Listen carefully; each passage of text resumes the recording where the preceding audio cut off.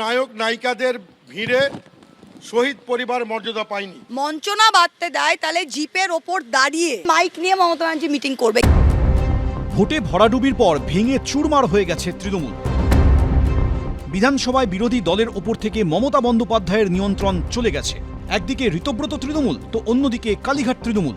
কার্যত দুই ভাগ হয়ে গেছে রাজ্যের সদ্য প্রাক্তন শাসক দল। এই অবস্থায় সামনেই 21শে জুলাই, তৃণমূলের সবচেয়ে বড় রাজনৈতিক কর্মসূচি। এবছর সেই কর্মসূচি কে করবে, কোথায় করবে, তা নিয়েই এবার কালীঘাট তৃণমূল ও ঋতব্রত তৃণমূলের মধ্যে দড়ি টানাটানি শুরু হলো। কালীঘাট তৃণমূল সূত্রে খবর, গত কয়েক দশক ধরে যেভাবে পালন করা হচ্ছে ঠিক সেভাবেই ভিক্টোরিয়া হাউসের সামনে 21শে জুলাই শহীদ দিবস পালনের অনুমতি চেয়ে কলকাতা পুলিশের কাছে চিঠি দেওয়া হয়েছে। অন্যদিকে সূত্রে খবর, নিজেদের আসল তৃণমূল দাবি করে 21শে জুলাই শহীদ দিবস পালনের জন্য পুলিশ কমিশনারকে চিঠি দিয়েছে ঋতব্রত তৃণমূল।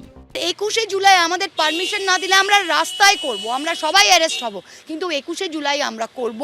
যদি আমাদের মঞ্চনা বাঁধতে দেয়, তাহলে জিপের ওপর দাঁড়িয়ে, জিপসি গাড়ির ওপর দাঁড়িয়ে মাইক নিয়ে মমতা ব্যানার্জি মিটিং করবে, কিন্তু মিটিং হবে। 21শে জুলাই তো নিশ্চিতভাবে আমাদের আবেগ, এবং 21শে জুলাই কর্মসূচি গ্রহণ করার বিষয় আমার মনে হয় না কোথাও কোনো রকম সন্দেহ রয়েছে। দেখুন, ওরা কি বলছে তার উত্তর তো আমি দিতে পারবো না, কারণ ওনারাই ওটার উত্তর দিতে পারবে।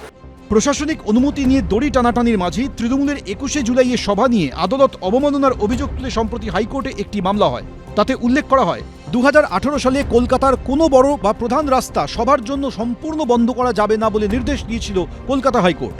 মামলাকারীর অভিযোগ, সেই নির্দেশ অমান্য করে 2025 সালেও শহীদ দিবসের সভা করে তৎকালীন শাসক দল। এ নিয়ে মমতা বন্দ্যোপাধ্যায়, অভিষেক বন্দ্যোপাধ্যায়ের বিরুদ্ধে নোটিশ জারির নির্দেশ দিয়েছে আদালত। যেহেতু গণহত্যাটা ধর্মতলায় হয়েছিল, ফলে ধর্মতলাতেই পালনটা করা হয়।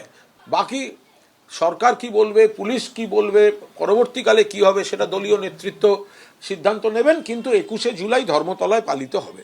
আর যোগ দিবসের মঞ্চ হবে প্রধানমন্ত্রীর জন্য, ওয়ার্কিং ডেতে 7 দিন রেড রোড বন্ধ ছিল।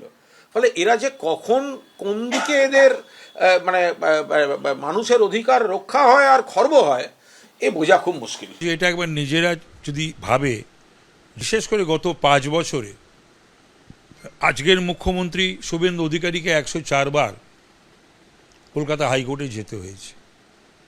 এই যারা এই কথাগুলো বলছেন, তৃণমূলের পদাধিকারীরা বা মমতা ব্যানার্জি যাদের দিয়ে বলাচ্ছে, সেই সময় একবার মনে পড়েননি একটা বিরোধী দলনেতা বা বিরোধী দল বিজেপির কোনো মিছিল মিটিং করতে গেলে পারমিশন দিতেন না কেন? সেই উত্তরটা দিক মমতা ব্যানার্জিকেও দিতে হবে। 2011 সালে ক্ষমতায় আসার পর তৃণমূলের 21শে জুলাইয়ের সমাবেশ হয়েছিল ব্রিগেডে। তারপর থেকে দিনটি পালিত হয়েছে ভিক্টোরিয়া হাউসের সামনে। রুমা পাল, মৈক ঠাকুর চক্রবর্তী, অনির্বাণ বিশ্বাস, এবিপি আনন্দ। এবিপি আনন্দ, এগিয়ে থাকে, এগিয়ে রাখে।